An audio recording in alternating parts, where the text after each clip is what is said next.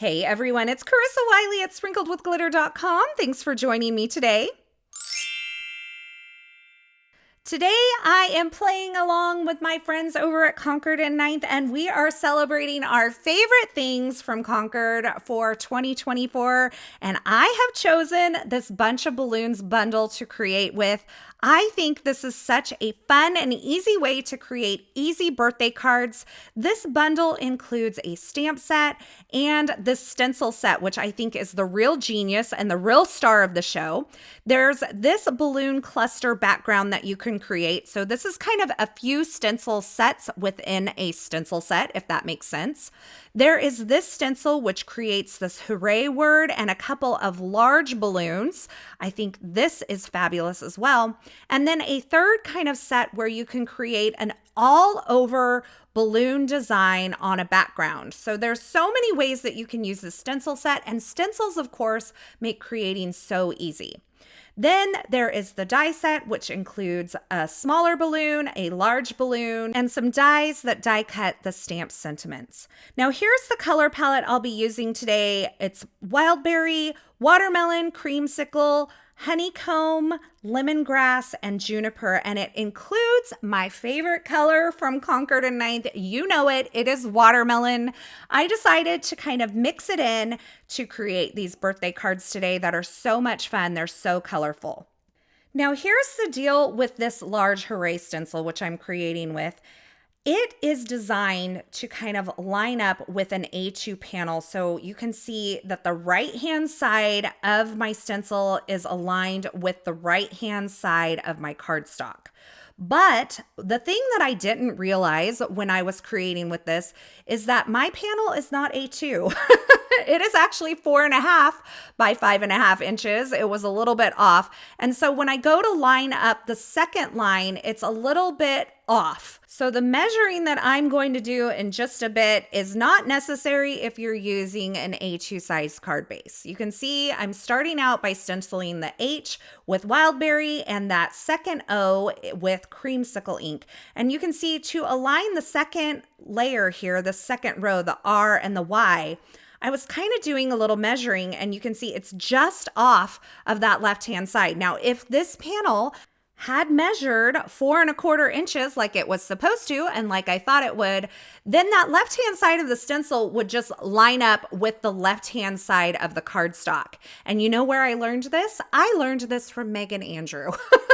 I actually went back and watched her YouTube video featuring this bundle that she created earlier this year. I have always loved that card, and I wanted to create something similar. Now I'm going to create a shaker version. You can see I'm lining up the stencil again to where the A is between the R and the Y on that bottom, and I am stenciling that using lemongrass. My R was honeycomb ink and the Y was juniper ink. So now I have all of my pieces kind of stenciled onto my card front.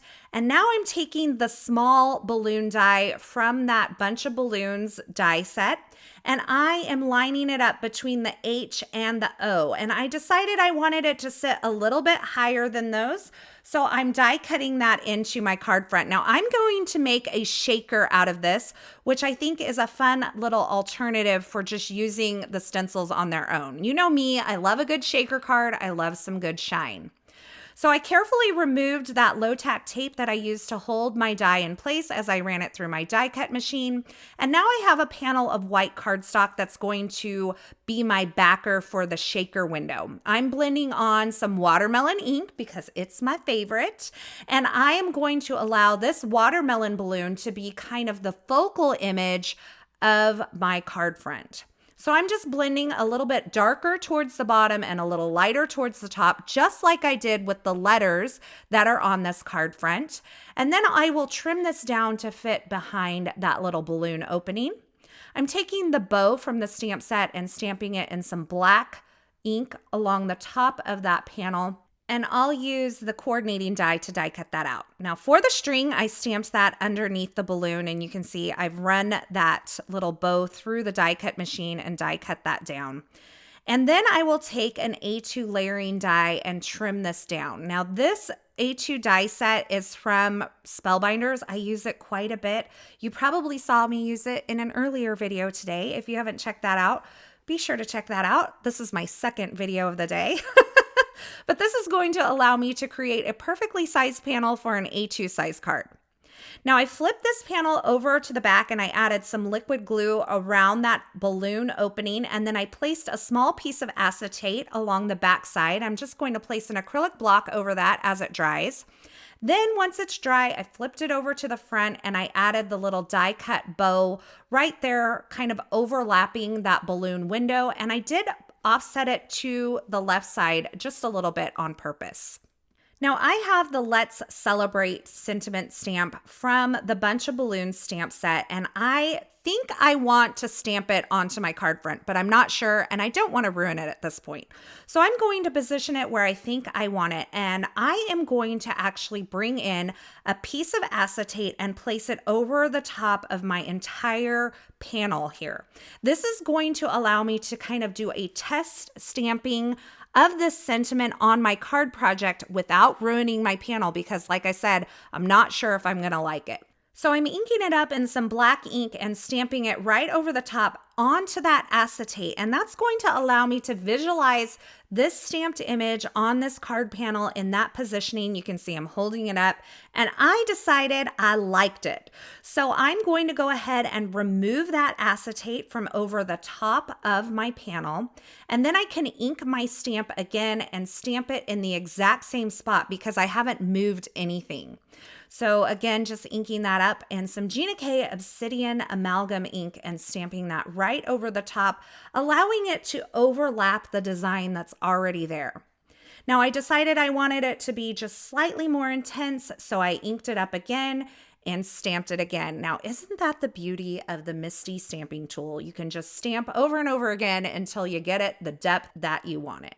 Now, one thing I want to say, you can see I'm being very gentle with my pressure because I don't want to like spread out those lines too much. Now, I decided I think I want to stamp the balloon over this O, and I replaced that acetate to see if that was something I wanted to do. So at this point, I'm just stamping on the acetate and just kind of checking that out. I decided I liked that, so once again, I'm going to remove the acetate and stamp that outline balloon stamp right over that Creamsicle O that I created earlier. You can see I'm using a waffle flower grip mat in my Misty stamping tool. That acetate really sticks to it, so I kind of had to get under it with my fingernails to get it up. And you can see I did mask off the window that I created earlier with a little mint tape to keep that black ink from getting on my shaker window and smearing onto my card project. Now I have the little bow from the stamp set and I'm stamping that at the base of the balloon. And then I'll take the string from the stamp set as well that I stamped below my shaker window. I'm going to do a little masking at the bottom of this balloon so that the string doesn't come too far up into the balloon. I don't want it to be quite as long as it's designed because it's going to overlap that Y beneath. So that masking tape really just allows me to kind of move it up without it overlapping my balloon. Now I needed to do all of that stamping on my card front before I could create my shaker window because you don't want to be stamping onto a panel that has, foam adhesive on the back.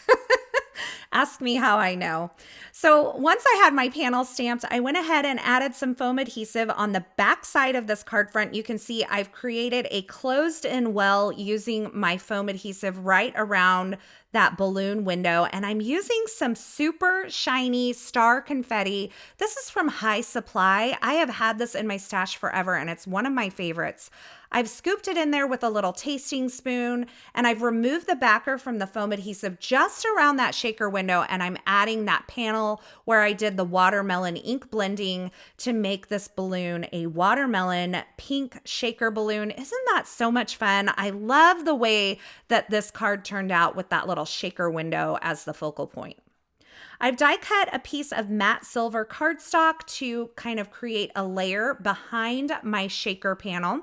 And now I'm adding some clear confetti on my card front, a mix of sizes just kind of sweeping down through the design. I'm using an Altenew embellishment tool and a little bit of Barely Art liquid glue to adhere those confetti pieces onto my card front. I just wanted it to have a little more shine throughout the design. I'll take this entire thing and add it to my card base. I made the card base from some sea glass cardstock. I'm just using a little bit of tape runner adhesive on the back of that panel to adhere it down. And that completes my shaker card featuring the Bunch of Balloons bundle from Concord 9th. One of my favorite products from 2024. It is so fabulous for creating beautiful, colorful, simple birthday cards. Now here's a look at another card that I created using this Bunch of Balloons bundle along with the Everyday Expressions die set. I've used the same color palette on the second card to create another colorful and easy to assemble birthday card. These are ones that you could make over and over and over again. There's not a lot of work that goes into these because the stencil set just makes it so easy. Now, as always, I will have links to the featured products used in this project in the description at YouTube. So if you're looking for something in particular, be sure you check there. And in celebration of the Concord 9th favorite things for 2024, these products are on sale. So be sure to click the link below to head on over to Concord 9th and shop now. Now, if you didn't catch our live stream earlier, me and several friends of Concord 9th celebrated with a favorite things YouTube live stream. So you can check that out over on the Concord 9th YouTube channel as well. I want to say thank you so much for stopping by and hanging out with me today. I'm so glad you're here. I hope you enjoyed these card projects and I hope you enjoyed this video. If you did, be sure to give this video a thumbs up and don't forget to subscribe and turn on the notifications here so you don't miss any of my card making, paper crafting, and live streams that I share. Thanks again for watching, and until next time, I hope you have a fabulous day. Hey, thanks for sticking around to the very end. You know, if you've made it this far, you are one of my favorites. To subscribe to my channel, go ahead and click the button on the left side of the screen. And here's a couple more video tutorials I thought you might enjoy.